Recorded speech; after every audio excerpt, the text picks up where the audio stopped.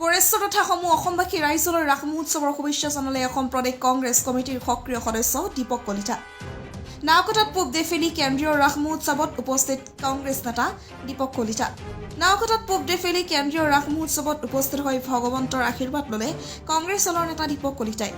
কোৰেশ্বৰ বিধানসভা সমষ্টিৰ বিভিন্ন প্ৰান্তত সাংগঠনিক দিশৰ কাম কাজ পৰিদৰ্শন কৰি থকাৰ মাজতে পূব দেফেলি কেন্দ্ৰীয় ৰাস মহোৎসৱ উদযাপন সমিতি নিমন্ত্ৰণ ৰক্ষা কৰি ৰাস মহোৎসৱত উপস্থিত হৈ সমগ্ৰ অসমতে শান্তি প্ৰতিষ্ঠা হোৱাৰ কামনা কৰে। ইপিনে এইবেলি পূব দেফেলি কেন্দ্ৰীয় ৰাস মহোৎসৱ অইন বেলিতকৈ আকৰ্ষণীয় হৈ পৰিছে। ৰাস মহোৎসৱ উপলক্ষে হিয়াৰ মুঠো জুবিন গাৰ্গক দেখা পাব 3D লাইটিঙৰ সহায়ত। শ্ৰীকৃষ্ণ মহাদেৱকে ধৰি দেৱ দেৱীসমূহ বিভিন্ন সাংস্কৃতিক অনুষ্ঠান অনুষ্ঠিত কৰা হৈছে। আমন্ত্ৰণ কৰি অনা হৈছে দুখনকৈ আগশাৰীৰ ভ্ৰাম্যমান থিয়েটাৰ গোষ্ঠী।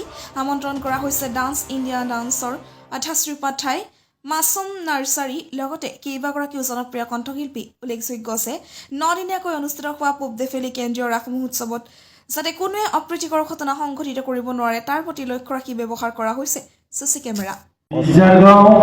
প্ৰথমতে মই সমূহ গুৰেশ্বৰবাসীলৈ ৰাস মহোৎসৱৰ শুভেচ্ছা জ্ঞাপন কৰিছোঁ।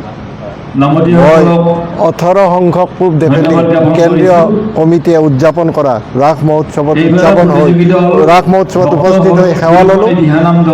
আশা কৰিছোঁ অসমৰ প্ৰতিটো ঠাইতে শান্তি স্থাপন হ'ব আৰু ইয়াত উপস্থিত হৈ বহুত উৎসাহ বাঢ়িছে। কাৰণ কিয়নো দিহানাম প্ৰতিযোগিতা হৈ আছে। দিহানামৰ যি মুখৰিত হৈ আছে সেই নামৰ ধ্বনিৰে নিশ্চয় শান্তি প্ৰতিষ্ঠা হ'ব আৰু এই দিহানামৰ দ্বাৰাই আমিও কিছু হ'লেও শান্তি আহি ইয়াত যে উপস্থিত হৈ শান্তি পাইছোঁ এইকাৰণে যে আমি নাম ধৰ্মত বিশ্বাস ৰাখোঁ আৰু নাম ধৰ্মৰ দ্বাৰাই সংস্কাৰ বা সংস্কৃতি সকলো বৰ্তি থাকিব বুলি বিশ্বাস। প্ৰথম ইয়াত উপস্থিত হৈছোঁ। গুৰেশ্বৰ বিধানসভা সমষ্টিত সাংগঠনিক ক্ষেত্ৰত ঘূৰি থকাৰ বাবে এখন সভাত আছিলোঁ আৰু এওঁলোকৰ নিমন্ত্ৰণ ৰক্ষা কৰি মই ইয়াত উপস্থিত হৈছোঁ। গতিকে আশা ৰাখিছোঁ এই যি 18 কাতিৰ পৰা 26 কাতিলৈ ৰাস মহোৎসৱ উদযাপন কৰিছে এই ৰাস মহোৎসৱ সুফলভাৱে ৰাইজে ভোগ কৰিব আৰু সকলোখিনি শান্তিৰে পাৰ হৈ যাব।